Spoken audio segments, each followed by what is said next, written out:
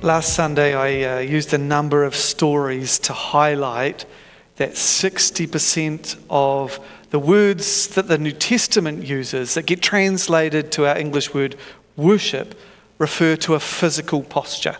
That is a bowing down or a falling down before God. A posture that symbolizes our willingness to be obedient to God, to submit ourselves to Him. Jesus exemplified that in the Garden of Gethsemane as He knelt down and prayed, "Not my will, but yours be done." To worship God as Christians is to engage our whole selves, physically, socially, with each other, and spiritually, in practices that intentionally acknowledge Jesus as Lord. I also acknowledged last week that the heart of New Testament worship is this continual choice to obediently submit ourselves to God, and that those words, obedience and submission, have sometimes been used in hurtful and destructive ways. I'm not going to dwell on that today, but I do want to repeat because that concept of obedience and submission will keep coming through this series on worship. I'm in no way affirming the abuses or misunderstandings of Scripture so commonly connected to those words. And if you weren't here last week and want to connect in a bit more of that, Church Centre app, you can view the sermon. All good. When we talk about submission to God, we're talking about love-filled trust in a good Father, not coercion or control. So, if we are made for a life of worship, a life in which we continually choose to lay ourselves, our preferences, our plans down for the will of God, what does that actually look like in everyday life? That's where the New Testament's second most common group of words translated as worship come into play. These words carry the sense of serving, of doing something that benefits another. You see, worship is not only bowing down, it is also rolling up of our sleeves. And I get the irony because this is not really a working shirt, right? Worship in the New Testament is really strongly about rolling up our sleeves, of doing things that benefit another. So I wonder if just briefly you can think of some of the different stories or examples in the New Testament of serving. I'm going to get you to think about that and then share it with somebody beside you. Let's see if you can come up with 3 between the two of you. Examples of serving one another in the New Testament. And you've only got a short window here.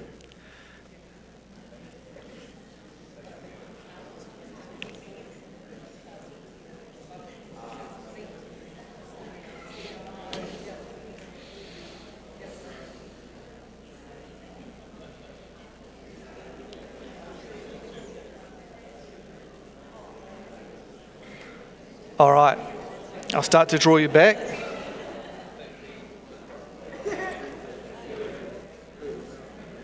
We began our service with reading about one, didn't we, from John 13. We remembered together Jesus wrapped in a towel, washing the feet of his disciples on the last night before his crucifixion. The King of the universe, with a basin and a towel. That humble act of service has inspired Christians for 2,000 years toward extraordinary, costly, beautiful acts of love. Today, I'm suggesting that serving God and serving others in ways that God directs us is not just something we accidentally do, or because we're kind of nice people. It's a significant expression of our worship of the living God. And I think it's helpful to pause and think about what the reverse end, the opposite end of the worship spectrum is. Because misdirected worship is at the heart of what sin is. In Romans 1, Paul describes the fallen condition of humanity, and he says we've got no excuse for not worshipping God because his invisible qualities are evident in creation if we're willing to see them. And he goes on to say that instead of honouring the Creator, we exchanged the worship, and the concept in there is our service of the Creator, for worship or service of created things. We traded truth for a lie. We turned our attention, our desire, our loyalty away from the living God and toward things that were never meant to carry that weight in our lives. That exchange, that misdirection of worship is where everything began to fracture.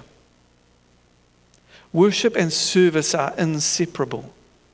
Who we serve and whose purposes we fulfill in our lives is who we worship. So the question underlying everything today is a simple one, but it is also a confronting one. Do we want our lives to be in service of God or in service to something else? Because everyone serves something. Career, comfort, image, security, pleasure, control, even our own sense of being right. And trying to turn our worship from those things and toward Jesus is part of the reason that we placed our crowns beneath the cross last Sunday.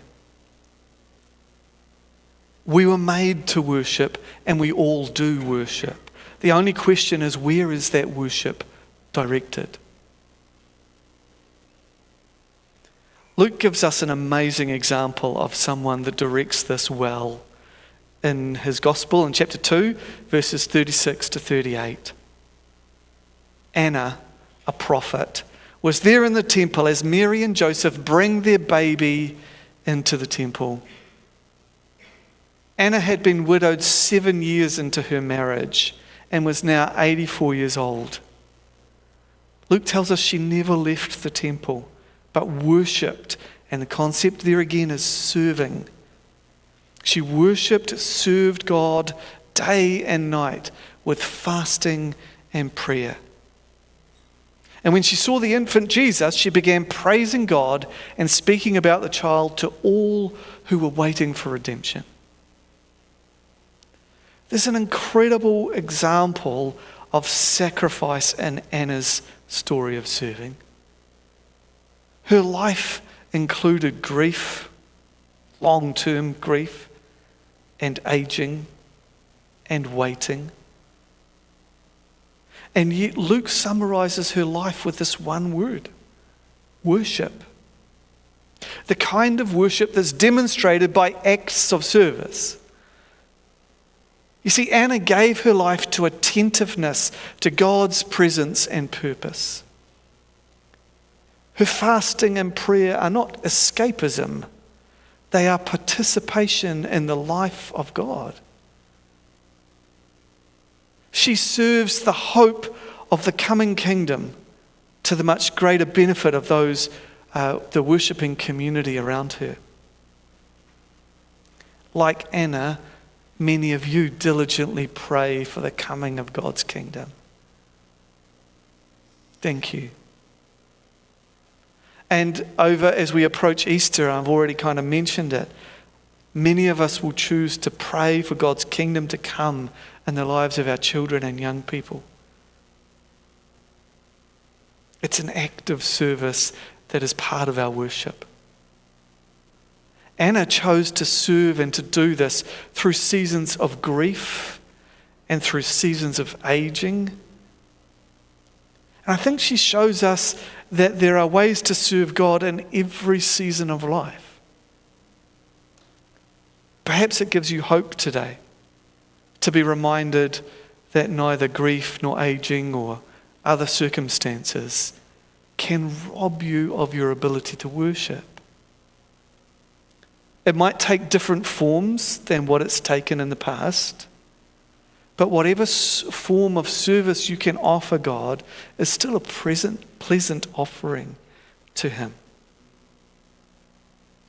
Faithful daily service, quiet, unseen, persistent, is worship. I wonder what faithful daily service looks like in your life right now. Perhaps you're caring for others, a spouse, parents, children. Maybe there are things you do in your workplace. Maybe it's just constantly clearing up, changing nappies at 2 a.m. These things matter. Which season of life are you in right now? What limitations are you facing?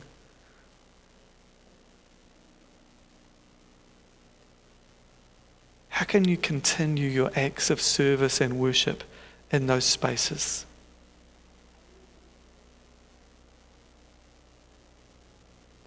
Just like we did when we took up the offering, I wonder if we would pause and you can just quietly offer those things in spaces and people to God.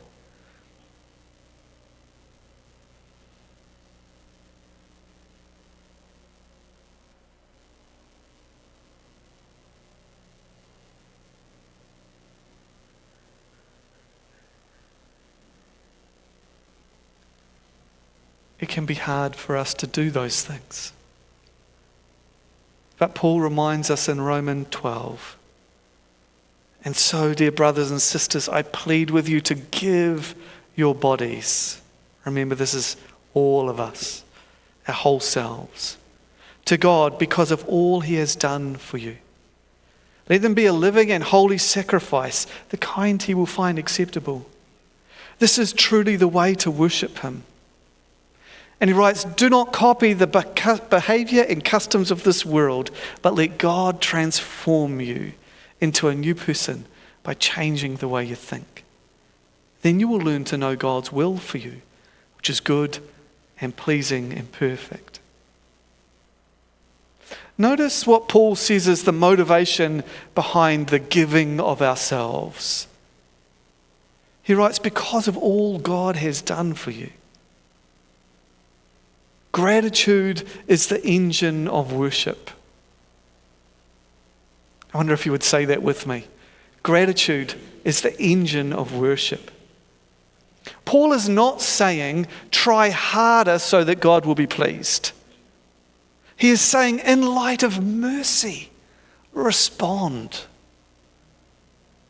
Give your bodies, your actual lives, your choices, your time, your relationships, your habits, your ambitions, even your preferences. This is worship. And he continues, don't copy the customs and behaviors of the world, but let God transform you. The world gives itself to the service of created things. The world wants more success, more accumulation, more validation, more self-protection, more comfort. But worship of the living God moves us in a different direction, toward love-motivated, self-giving participation in God's purposes. I think Romans 12 is so full of good news. God is not looking for religious performers who will follow the script. He's not after external compliance without some form of internal transformation. God's Spirit is at work in us, shaping us into people whose lives are progressively aligned with who He created us to be. And that's different for each of us. God is shaping us to be a people who will be a blessing to Him and to the world around us. So when we practice our spiritual disciplines, be that prayer or generosity, confession, hospitality, any number of things, we're not ticking a religious box. We are training our heart to serve the right King. When you work on areas of character so that you more consistently choose God and others over yourself, that is worship. When you choose integrity when no one else is looking, that is worship.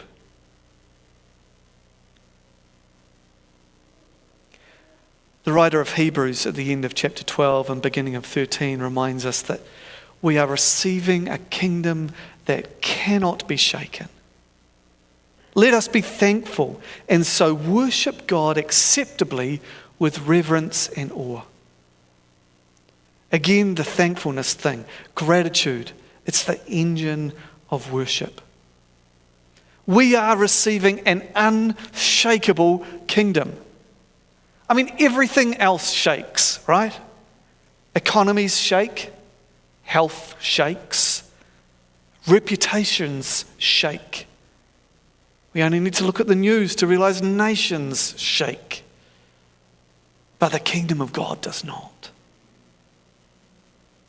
So how do we worship God, serve God with reverence and awe? Hebrews answers that immediately, and it's wonderfully practical and surprising all in the same mix. We worship God, the writer says, by this. Keep loving each other. Show hospitality to strangers. Remember those in prison as though you were there. Remember those who are being mistreated as if you felt their pain in your body. Honor marriage. Remain faithful. Do not love money. Be content. In other words, worshiping God looks like embodied love. It looks like opening our homes. It looks like costly compassion and seeking justice for others. It looks like maintaining your own sexual integrity. It looks like simplicity. It looks like refusing to let money become your master. Reverent worship is not confined to this building or to a song set. It's sleeves rolled up love in action, shaped by our awe of a holy God.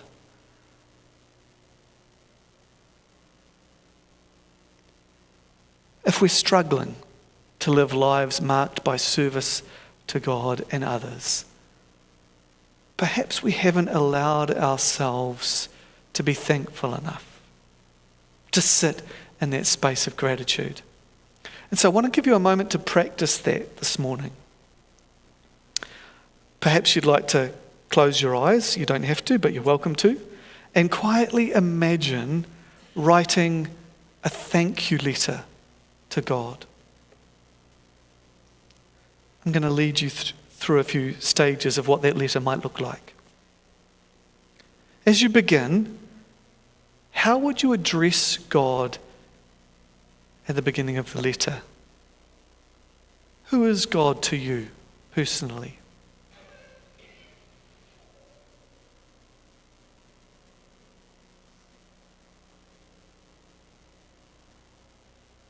As you think about what to thank God for,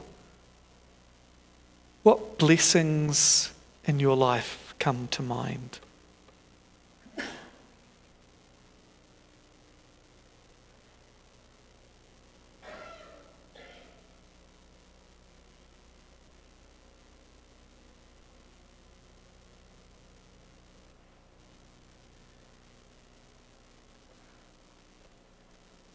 Which relationships are you grateful for, and why those ones?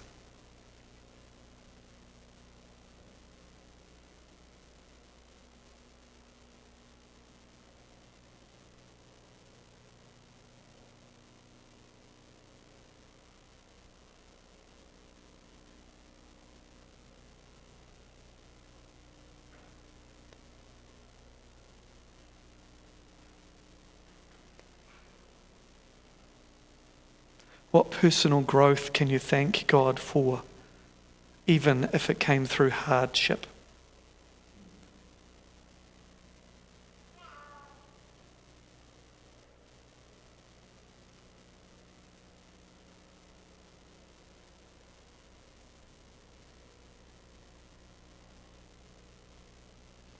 Are there scriptures that have anchored you?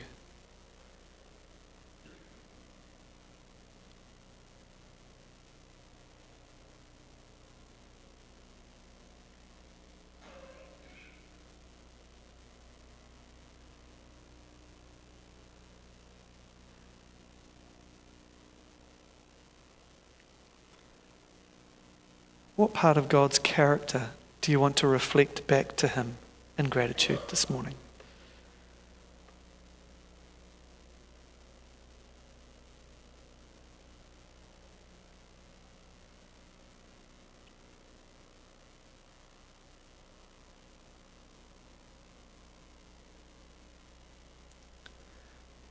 How would you end that letter?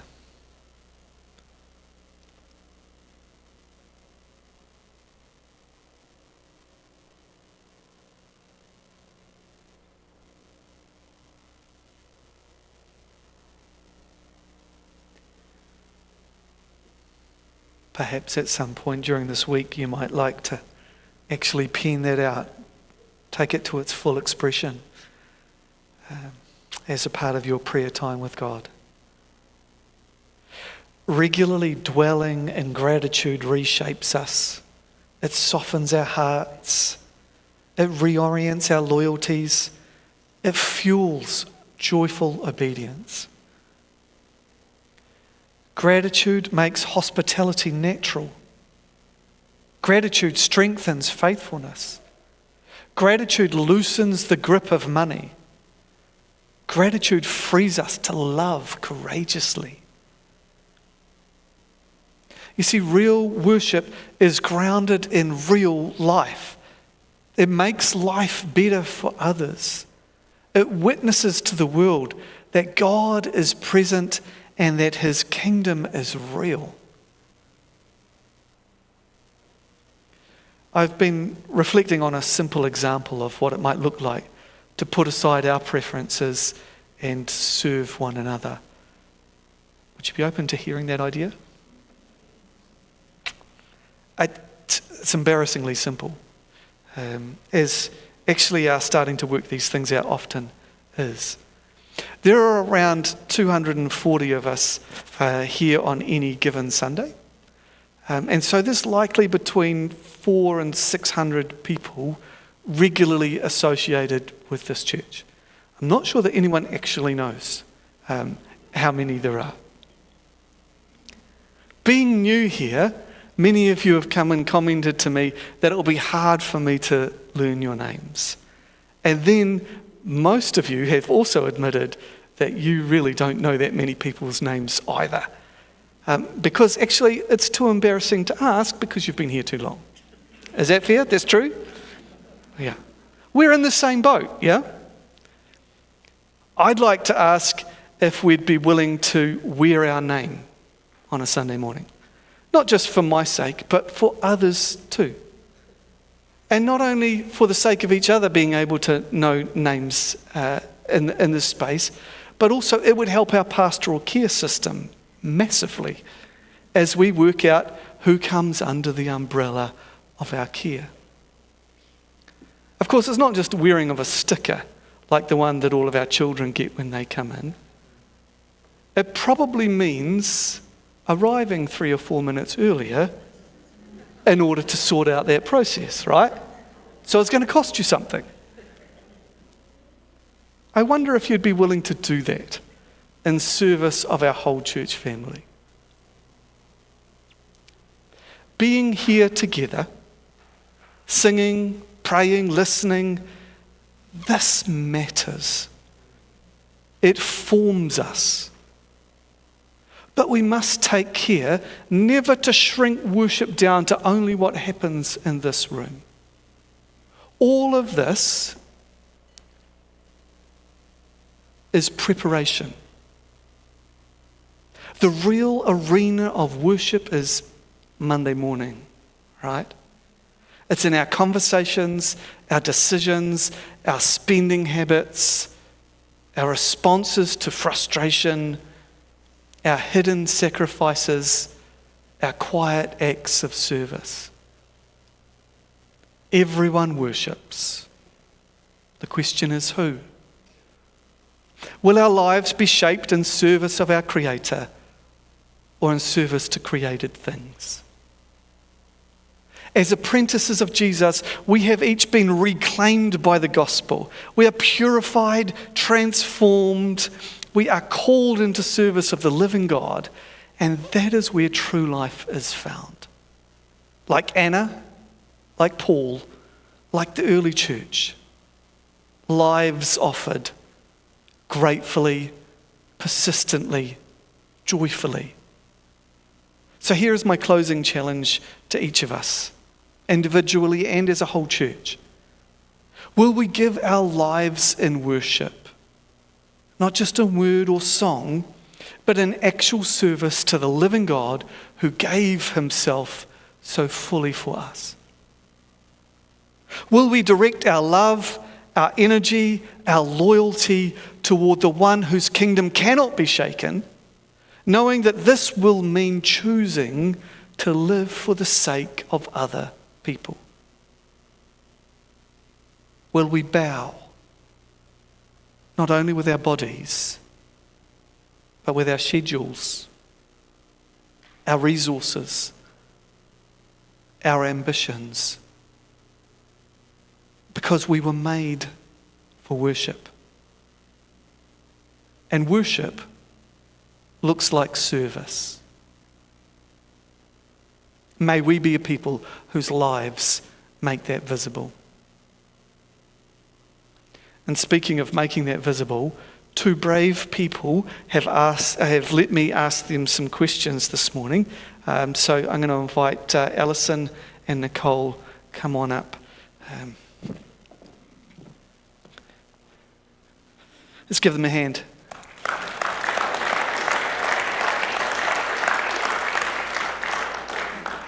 Thank you.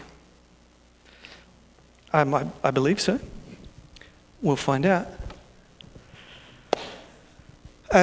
So, Alison, I really haven't met you particularly before. We just had a couple of texts this week in preparation for this.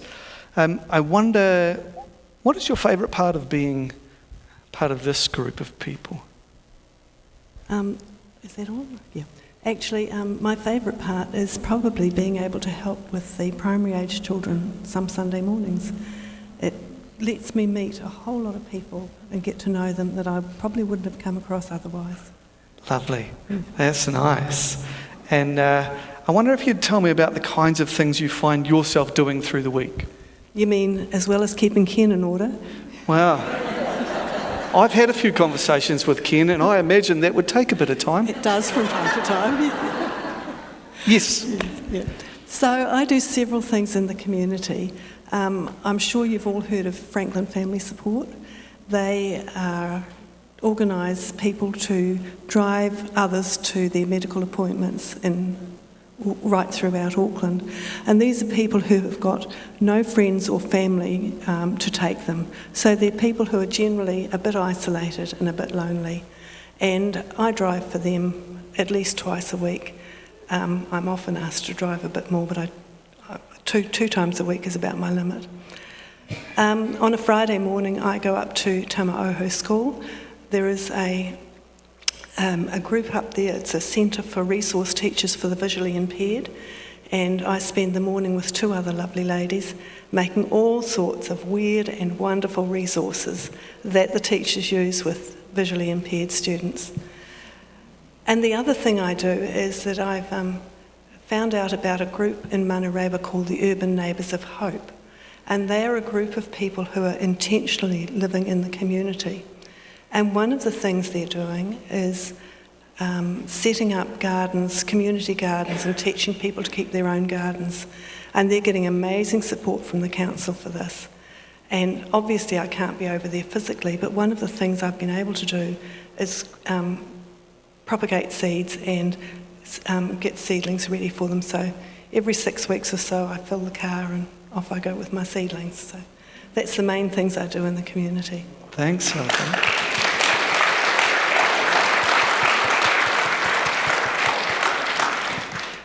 How do you see your faith shaping the way that you involve yourself in these activities?